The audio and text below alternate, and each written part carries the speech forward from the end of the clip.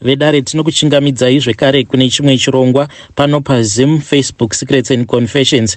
Tadzoka zvekare nemamwe messages. Hei zvakangoma hazvo vedu we.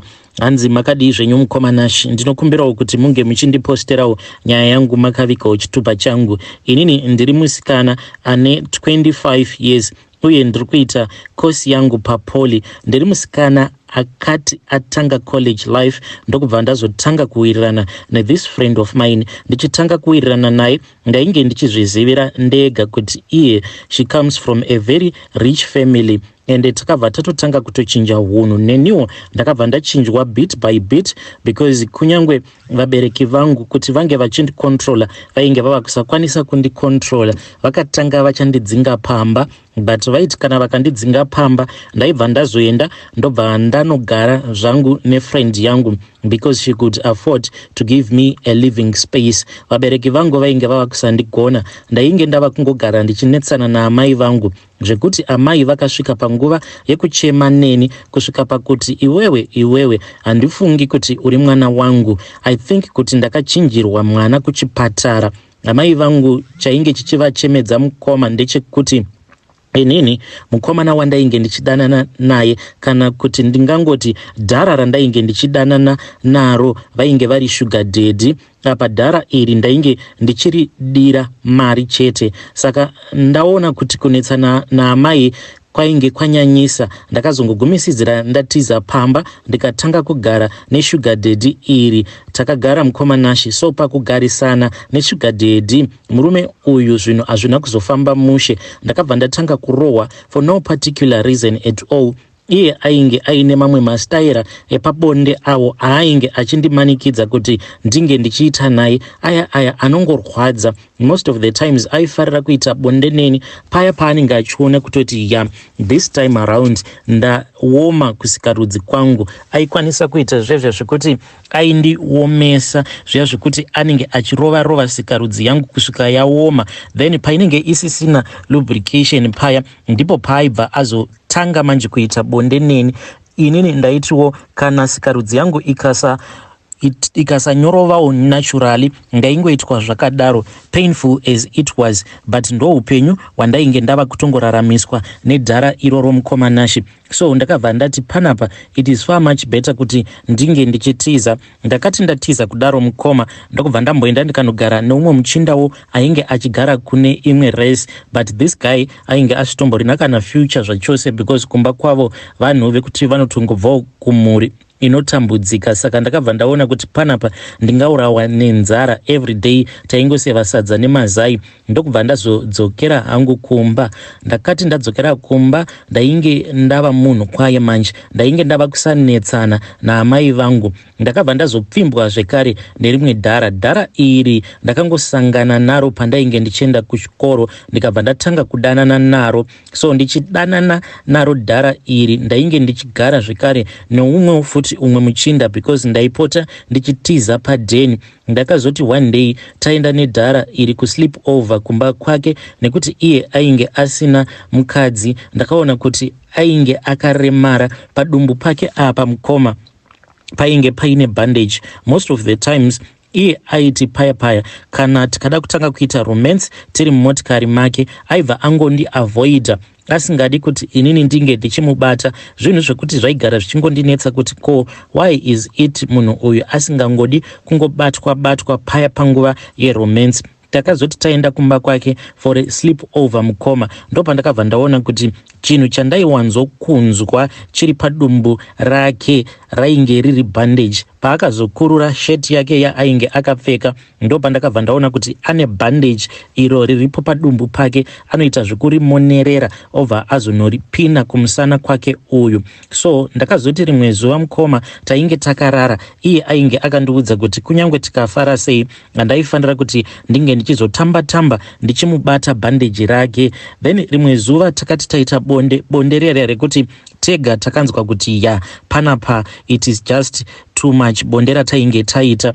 Then iye akabva azorara. Takati takarara kudaro, inini ndakazongokaruka ndamuka ndichinzwa kuti kusikarudzi kwangu uku kwainge kuchipisa. Ndiriko kuhope ikoko ndakanzwa sekunge ndainge ndichirariwa zvekuti ndakatomuka ndikavhunduka. Saka pandakavhunduka ndo pandakabva ndazoona kuti bhandeji rake rainge rakavhurika zvishoma, ainge akandifuratira. So ndakabva ndaona kuti kumusana kwake mukoma mudhara uyu kune chironda chiri deep, uye chironda ichi chaitobuda makonye. I don't even know kuti with the way that chironda ichi chiri deep ka munhu uyu ko achiri kurarama sei. I think kuti mukati make there is something chakaora chirimo mumuviri make. So ndakabva ndavamutsa ndikabva ndavabvunza kuti ko chii, why musina kundiudza kuti mune situation yakadai. Inini ndaitovanzwira tsitsi panguva yacho iyoyo. So pavakaona kuti inini ndainge ndaona everything, vakambozama kuramba. Ndikati no,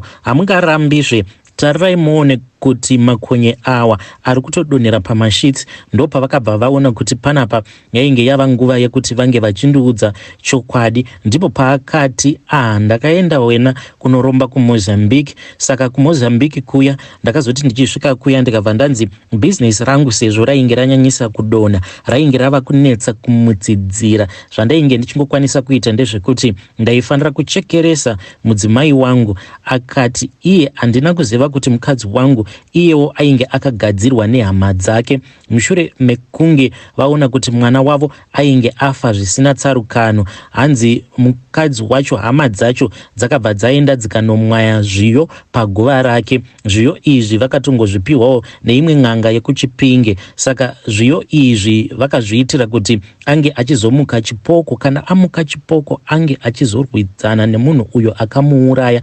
Panguva yacho iyoyo vainge vasinganyatsokuziva kuti ainge auraya hama yavo ainge ari ani. Saka nguva iya yechirimo zviyo zviya zvinomera. Pakukura pazvinenge zvichiita kusvika pazvinozonooma, panguva iya inokohwewa mumaminda, chipoko chake chinenge chichitambudza sugar daddy ava nekuvarova. Chinobva chazozorora paya pekuti zviyo zviya zvinenge zvaoma, chakamirira zvekare nguva yechirimo kuti inge ichizodzoka. So iye anoti akabva azodzokera kuMozambique. Akati adzokerako kuMozambique ndokubva azonzi ange achisacrifice pati yepamuviri pake. Saka ndipo paakazonditi kumusana kwangu uku ndakabva ndangosarudza kuti sezvo kuriko kwekuti munhu kana ndichisangana naye it is very rare kuti munhu ange achizocherechedza musana wangu. Saka akabva angosacrifice musana wake kuti kunge kuchiita ronda rinopota richibuda maronda. Saka ronda iri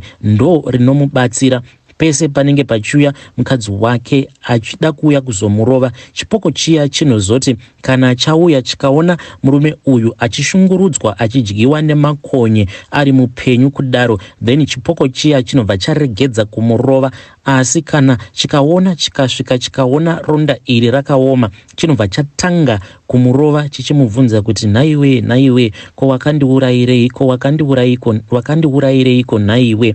Akabva ati sezvo iwewe ndakuudza zvinhu zvese izvi, chande ndinokuratidza kwandakanochengetera urombwa hwangu. Takaenda kucottage yainge iri pamba ipapapa kuseri kwemain house, but iri kudhuze nekugarden. Takati tichinopinda murumu umu mukoma ndakabva ndaona kuti cottage iyi it is nice. Mukati mukoma ine imwe interior design. Ndokubva tazoenda kuka guest bedroom. Takati tichinopindamo muguest bedroom ndokubva ndazoona kuti mainge muine coffin rainge rakagadzikwa pabed, asi raisava nemunhu but rainge richingobuda makonye. Iye akabva ati makonye ose awaona achindidya iwo anoti paya kana ava masikati ose anobva azobuda mumuviri mangu muchironda chiya chiri kumusana kwake mundara uyu.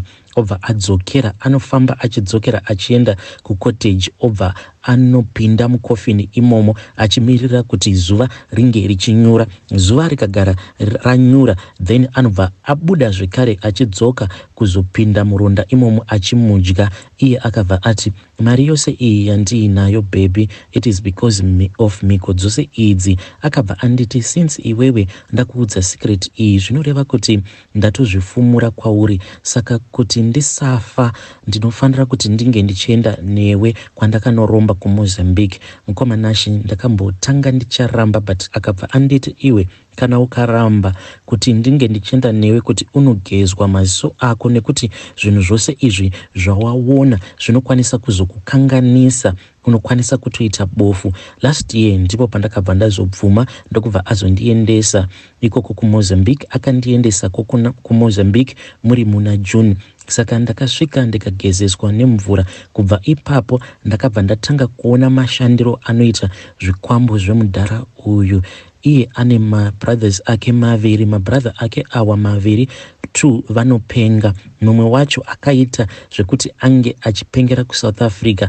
Iye anoti akaenda kuSouth Africa, akazoti ava kuSouth African side ndokubva azotinhira imwe shiri yaainge ainayo. Shiri iyi ndiyo yakazodana bhudhi vake ava mukoma vainge vachitoshanda vatori accountant. Vakangobuda muoffice vakapfeka sutu yavo ndokubva vatanga kufamba. Vakafamba kubva kuHarare kunosvika vachizonosvika kuSouth Africa netsokwa vachipenga. Saka ivo ndo zvavanoita.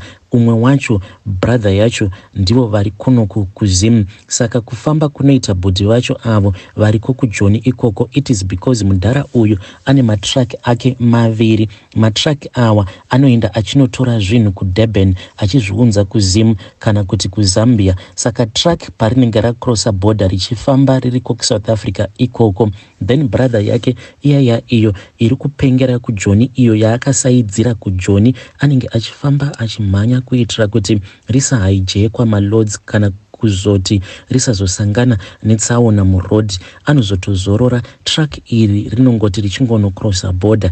Iye murume uyu anopenga brother yaSugar Daddy ava ndipo paanobva azoturawo befu achizorora. Track iri rinongoti kana rava muZimu richingonopedza kukliwa, then vamwe brother vacho avo vari muno muZimu vanobva vatanga kupenga. Anotanga kungomhanya nemain road. Achiita izvi anenge akatochengetedza track kuti risasangana netsaona kuzonosvika richizonobuda muZimu richienda kuZambia. Saka ndakati ndaona zvose izvi ndakabva ndanzi inini ndinofanirawo kuti ndinge ndichiita changuwo chikwambo, nekuti zvinhu izvi hazvifanire kuonekwa nemunhu ari normal. Zvose izvi zvandakaona, it was a mistake. Saka problem yandiinayo ndeyekuti ndakabva ndanzi kunochenurwa kwangu kuti ndisazoita bofu pari kudiwa pakati pemasisters angu. Ndiri kufanira kuti ndinge ndichiuraya one of them ndobva ndazotangawo kuita mari. I am so confused, Mukoma Nashi. All that I wanted was to further my studies. Ndobva ndabuda muZimu ndonotsvakawo basa kumhiri kwemakungwa, but I am scared with how things are going in my life. Hey, vedare ndo message iyo yandakatumidzirwa ichibva kune mwanasikana uyu. Kana uri mubereki, kana uine mwana wekuti ari kumacollege kumauniversities, I urge you kuti please zamai kungogara muchinyengeterera vana venyu, because pane imwe confession iyo yandakatumidzirwa ichibva kune umwe mwanasikana uyo ari kuti iye ane 18 years, akatotenawo 18 years zvamanje. Nyaya yake yakamira sekudai. So hanzi makadii zvenyu Mukoma Nashi, inini ndiri musikana achangobvawo mukutena 18 years. Ndakatena 18 years last month. So vabereki vangu vari kumusha, inini ndakabva ndazouya kunoko kwandiri kuuniversity. Please do not mention the name of that university. Saka ndakati ndauya kuno nekudawo kwekuti vabereki vangu vanhu vanotambudzika Mukoma. Ndakasvika pakutambudzika zvekuti kana mari yerent ndainge ndava kutadza kubhadhara mari yerent. Zvandakazoita Mukoma Nashi ndezvekuti ndakabva ndazotanga kudanana nomumwe mukomana wangu. Saka mukomana wangu uyu iye ainge aine chikwereti chake chechimbadzo, then ndokubva azorohwa nemudhara uya waainge achikwereta. Vakabva vazouya vakabva vazonditorera laptop iyo yandakatengerwa nasisi vangu avo variko kuSouth Africa. Saka inini ndakabva ndati panapa ndinofanira kutsvaka mari kuti ndireplace laptop iyi yatorwa, nekuda kwekuti iye mukomana wangu uyu ane zvimbadzo zvake. Kuti ndizodzokera kumba ndisina laptop iyi ndinokwanisa kunorohwa.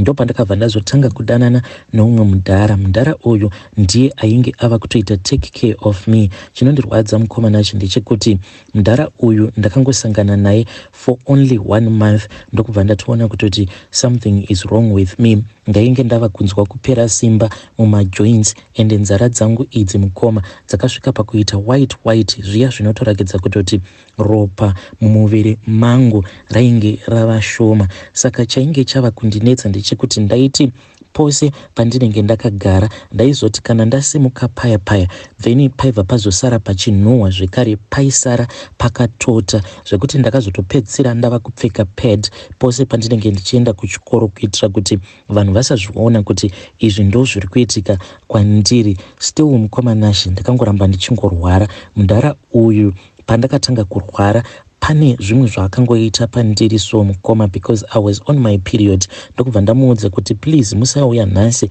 ndiri kuma periods, but iye akabva amanikidza kuti ari kuda kuuya. Ndokubva andimanikidza kuita bonde neni, asi chinondinetsa mukoma ndechekuti ndakazoti ndapedza kuita bonde naye ndichinotarira kudai mukoma ndakabva ndaona aine sikarudzi 2 instead of 1. Saka ndakafungidzira kuti zvimwe kuda ndatadza kuona, ndikatokwiza maziso angu awa ndikatoona zveshuwa kutoti murume uyu ainge achitondiita neimwe sikarudzi iyo yainge iri pazasi peimwe sikarudzi yake.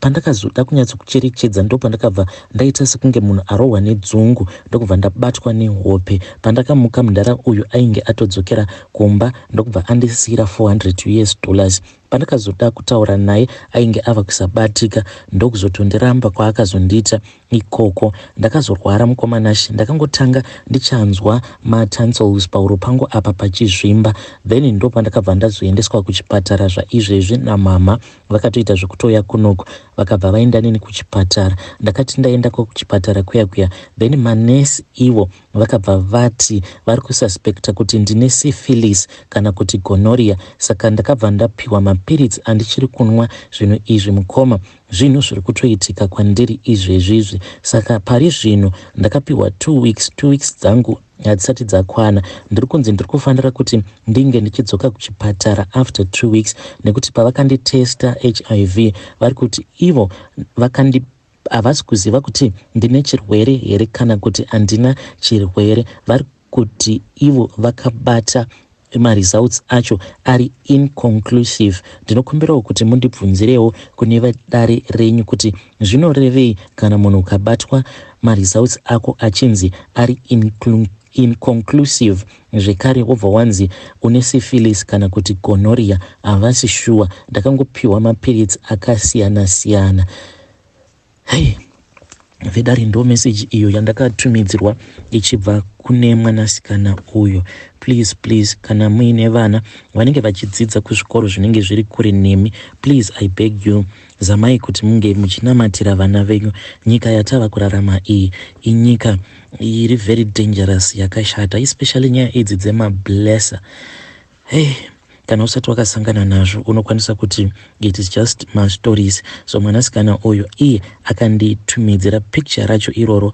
Zvimwe zvacho it is written in medical terms, handikwanise kunzwisisa kuti zvimwe zvacho vaizama kuda kunyora kuti kudii, but hanzi results acho ari inconclusive and havasi kuziva kuti isyphilis here iyo iri kumuita kuti ange achiita masymptoms iwayo kuti anongoti akagara paagara panobva pazara mvura zvekare nekunhuhwa. Apa anzi amnesia, zvekare ane amnesia.